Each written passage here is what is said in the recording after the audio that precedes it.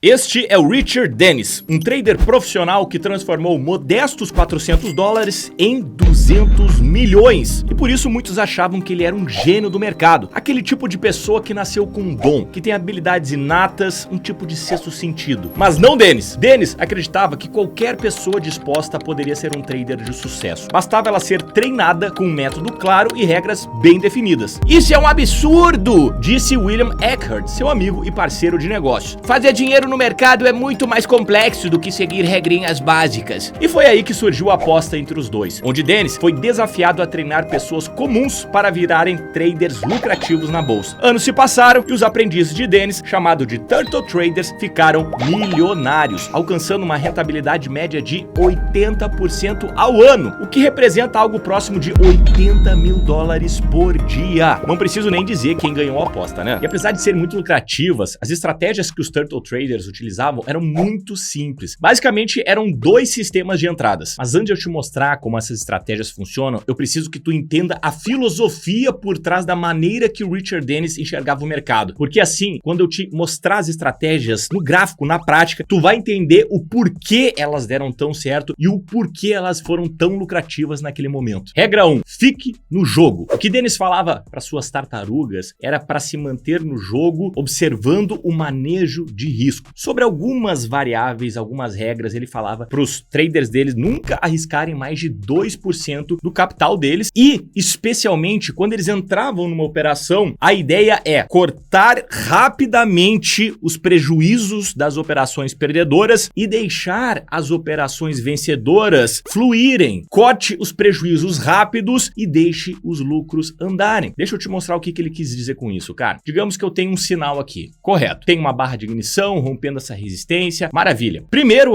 cara, eu tenho esse sinal, perfeito. Eu tenho um ponto de entrada e eu devo ter também um ponto de stop. Por enquanto é isso que eu preciso que tu entenda, tá? Entrada, stop. Vou entrar nessa operação. Não sei se vai dar certo, não sei se vai dar errado, por isso ele sempre observava o manejo de risco, e por isso que ele falava para não entrar com mais de 2% em cada trade, porque poderia acontecer justamente isso, um stop. Mas percebe que aqui nós tivemos um prejuízo de uma barra. Maravilha, não tem nada com que se preocupar, isso faz parte da vida do trader. Posteriormente, aparece um sinal similar. O que as tartarugas precisavam fazer? Mesma coisa. Ter um ponto de entrada, um ponto de stop e, se a operação fluísse, deixa ela correr, se não, corta os prejuízos, como aconteceu aqui. 2 stops, mais um sinal. Terceira operação, novamente, entrada, stop. E, se a operação fluísse, repara que, no momento em que eu deixo os lucros fluírem, mesmo com os stops anteriores, se eu conseguir pegar movimentos fortes, essa conta vai fechar. Por mais que eu tenha perdido 2, 3 trades anteriormente, a ideia do Richard Dennis era perder pouquinho, cortar rápido os prejuízos e deixar as operações lucrativas se movimentarem até elas entregar todo o movimento. E isso tem tudo a ver com a regra 2. Não tente prever o mercado. Ele insistia para as tartarugas dele que, cara, tu não tem como saber para onde o mercado vai ir neste trade que tu tá observando. Então, se tu tiver um sinal de entrada da estratégia que eu vou te ensinar, e eu já vou te mostrar isso logo, entra, porque tu não sabe o que vai acontecer com esse trade. E é por isso que tu precisa pensar de maneira probabilística e não de maneira individual. Eu olho para esse sinal aqui, tem como saber se isso aqui vai dar certo ou não? Tem como a gente saber que o mercado vai subir com certeza absoluta? Claro que não. Por isso que a gente precisa pensar de maneira probabilística. Pô, na medida que eu tenho esse sistema aqui, Elones, eu sei que 40% das vezes ele sobe e 60% das vezes ele cai. Isso significa que eu vou perder dinheiro? Claro que não, porque vai depender do teu manejo de risco, do quanto tu vai conseguir levar a operação enquanto ela fluir para o alvo e o quanto que tu vai cortar quando ela fluir para o stop. Então, se eu tenho 40% de chance de ver o mercado subindo e eu posso ganhar R$200 com isso, mas 60% de chance de ele cair e eu posso perder no máximo 100, essa conta fecha e fecha muito. Se eu conseguir fazer isso em vários trades, numa base grande de trades, eu vou sair no lucro. E ele insistia demais no ponto de que não tenta prever até onde o mercado vai. Muitos traders, eles, na medida em que o mercado começa a andar favoravelmente, os traders já começam a ficar com medo. E isso tem tudo a ver com o sistema dele, tá? O sistema dele é muito, muito simples, cara. É assim, ó, simplíssimo. O difícil era controlar o psicológico, especialmente quando as operações fluíam. reagiram favoravelmente. Por isso que ele insistia tanto na regra 2, não tenta prever o mercado. Se o mercado tá indo, a gente não sabe o que vai continuar acontecendo. Então, te baseia no sistema. Fica comprado enquanto a operação tá fluindo, porque ela pode fluir mais. E aí, claro, né, algumas poucas operações do sistema de Dennis pagavam vários stops pequenininhos que aconteciam anteriormente. Esse que é o clássico perder de colherinha e ganhar de balde. Por isso que o sistema dele era tão lucrativo. E aí que tá o tchan da questão, porque as tartarugas aprenderam a enxergar o mercado de maneira probabilística. Eles não olhavam somente para esse trade e ficavam pensando: será que esse trade vai pro alvo, Lores? Não, eles sabiam que esse é um trade de vários outros que eles vão entrar iguais e que, na medida em que eles vão produzindo vários trades com a estratégia, eles sabem que no somatório desses trades, 40% vai subir com uma média de lucro de R$200 e 60% vai cair com uma média de prejuízo de R$100. E eles sabiam que no longo prazo o sistema era muito vencedor e dava muito dinheiro, por isso que eles não se preocupavam se aquele trade específico ia dar dinheiro, e sim uma base de trades ia dar dinheiro. Regra número 13, e essa aqui assim, ó, eu sou aficionado por ela, essa aqui eu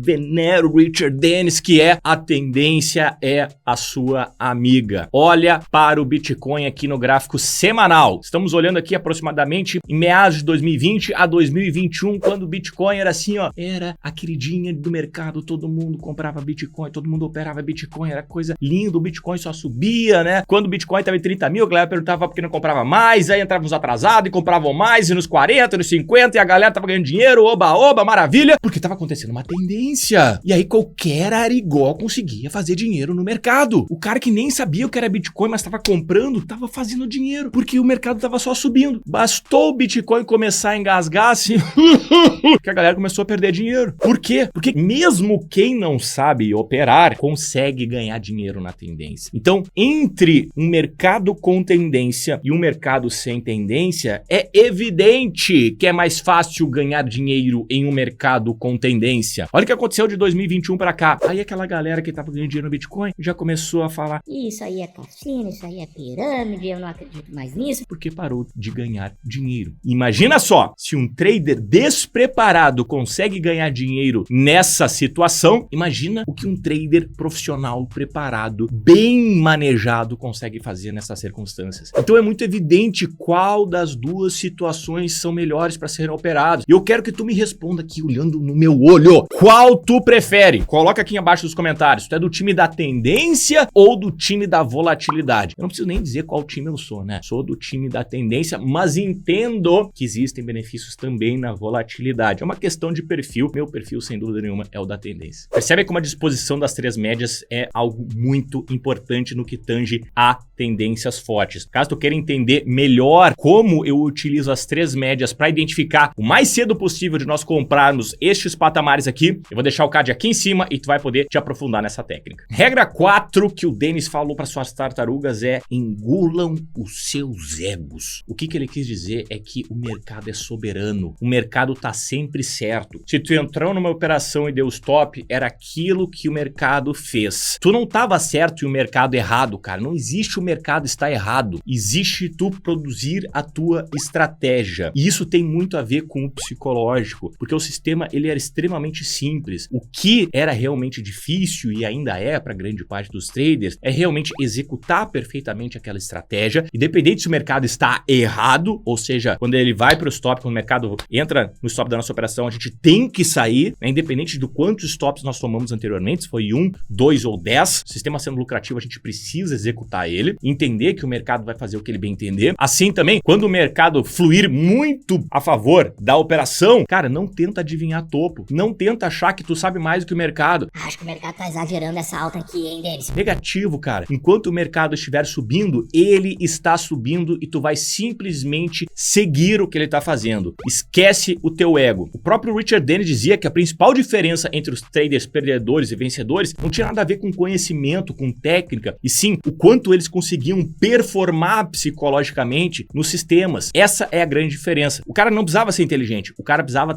ter uma emoção resiliente, uma emoção forte. E a regra número 5 é: utilize price action para entradas e saídas. Pô, Eu concordo demais com essa regra aqui. O Richard Dennis falava, cara, tu precisa entender o que o mercado está produzindo através dos gráficos. Esquece o que está acontecendo fora dos gráficos. Tudo o que está acontecendo no gráfico são todas as informações que o mundo tem frente àquele ativo e que está respondendo frente à compra e venda. Então, na medida em que a gente olha para o gráfico, nós temos todas as informações. Eu sou extremamente adepto a isso. Operar notícia, operar balanço, operar qualquer coisa, se não o gráfico, eu não entendo inteligente e nem mesmo necessário. Eu vou te mostrar agora as duas estratégias que ele utilizava somente olhando os gráficos, sem mais nada, price action com alguns indicadores sim. E tu vai ver o quão simples essas estratégias são. Inclusive, eu tenho um treinamento inteiro sobre price action de 12 módulos, onde eu explico a minha metodologia de price action. O link tá aqui abaixo, tu pode ver todas as informações desse treinamento aqui no link.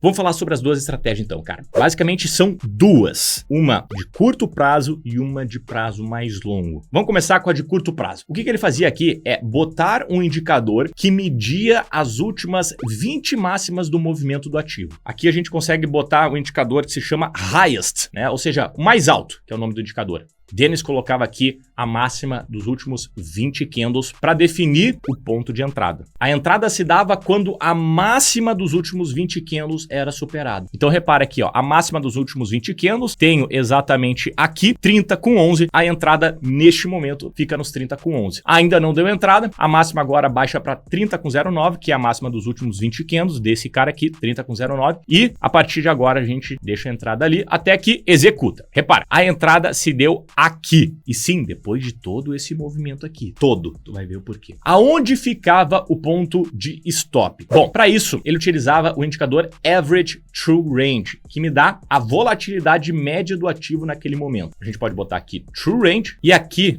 eu vou botar 20 períodos. Ele considerava a média disso aqui, então a gente vai botar uma média móvel de 20 períodos. E tá aqui o True Range 85 centavos. O stop dele, a partir do ponto de entrada, era de 2 vezes o True Range, ou seja, 85 vezes 2, 1,70. A partir do ponto de entrada, que aqui no fechamento do candle, 29,92, nós vamos diminuir 1,70. O stop fica então em 28,22. Vamos deixar ele bem posicionadinho aqui. Bom, até aqui não tem segredo, né? Entrada na superação da máxima dos últimos 20 candles, stop 2 vezes do True Range a partir do ponto de entrada. E a saída do alvo, Lones? Segura essa aí. Primeiro vamos ver o que aconteceu aqui. Ai, meu Deus, Lones, socorro, e agora? Olha a disciplina. Olha o porquê que não dá para pensar de maneira trade a trade e sim probabilística. Olha o que o mercado fez, Sambo. Ai, Lones, eu vou sair, pelo amor de Deus. Legal, né? É isso que as tartarugas eram treinadas para fazer. Fica fielmente no sistema, cara. E agora é deixar a operação fluir até que a mínima dos últimos 10 candles sejam perdidas. Então a gente vai botar aqui, ó, lowest, e vamos configurar para 10 candles. Configurado para 10 candles. E agora, ou a operação vai para o stop, ou a saída se dá na mínima dos últimos 10 candles. E é isso, cara. E olha lá, o mercado dá uma titubeada e já se passaram alguns candles e não aconteceu nada. A Lawrence, deu uma movimentada agora e vai, ele começa a movimentar e aí começa a fluir. E aí começa a ir embora e aí a coisa começa a ficar bonita. Corte pequenos prejuízos, deixe os lucros fluírem. Olha aqui a regra do Dennis, entende agora, cara? E aí, Lorde, até onde vai essa operação? Até aqui, ó. Aqui se deu encerrada a operação exatamente neste ponto aqui. A saída estava aqui nos 33,46, o mercado bateu lá, operação encerrada. Essa foi apenas uma posição, mais de 10% em poucos dias. E o sistema 2 funcionava basicamente da mesma maneira do sistema 1, mas ao invés de 20 e 10, ele utilizava a máxima dos últimos 55 candles e a saída dos últimos 20 candles. E utilizava o mesmo manejo de risco do stop. Então tá aqui a máxima dos últimos 55, operação gerou a entrada, o stop vai ficar ali 2 vezes o true range para baixo, no caso aqui 38 centavos, então o stop fica aqui em 2,93 e a saída se dá na mínima dos últimos 20 candles. Naturalmente, é uma operação de longo prazo, né, já que a gente está utilizando entrada por últimos 55 candles, que dá mais ou menos 3 meses, e a saída dos últimos 20 candles. Repara aqui, a saída em 478, a mínima desse esse candle foi exatamente em 4,80, não gerou a saída, a operação segue válida e aqui que os Turtle tinha que ter realmente uma mentalidade muito forte. Olha aqui, cara, o papel caiu mais de 20%, o Turtle precisa segurar essa operação, ela não deu saída e depois ela começa a se movimentar forte. Pode ter certeza que um monte de mão de alface já ia sair daqui. Glória, socorro, eu vou sair antes que o mercado me tire. Vou segurar um lucrinho aqui. Não, cara. Let their winners run. Era isso que Dennis falava. Olha que coisa magnífica, cara. E aí só depois, lá na frente, é que de fato o mercado teria dado saída e essa operação teria gerado um ganho de 67%. Eu sou um aficionado por tendências, eu gosto muito de mercados em que a gente coloca indicadores de tendência. Esse é um deles. Eu tenho ainda outra preferência, que é o Stop ETR, que esse cara, no swing trade, faz quase milagre em mercados de tendência. De vários indicadores que eu já testei, o Stop ETR foi o indicador que melhor gerou lucros em mercados de tendência, em mercados onde a gente consegue realmente pegar alvos muito longos. Eu fiz um conteúdo exatamente sobre esse cara, sobre esse indicador, para te entender e eventualmente até considerar colocar na tua caixa de ferramenta. Eu tenho na minha. Stop ATR tá aqui do lado, eu tenho certeza que tu vai gostar. Te vejo lá!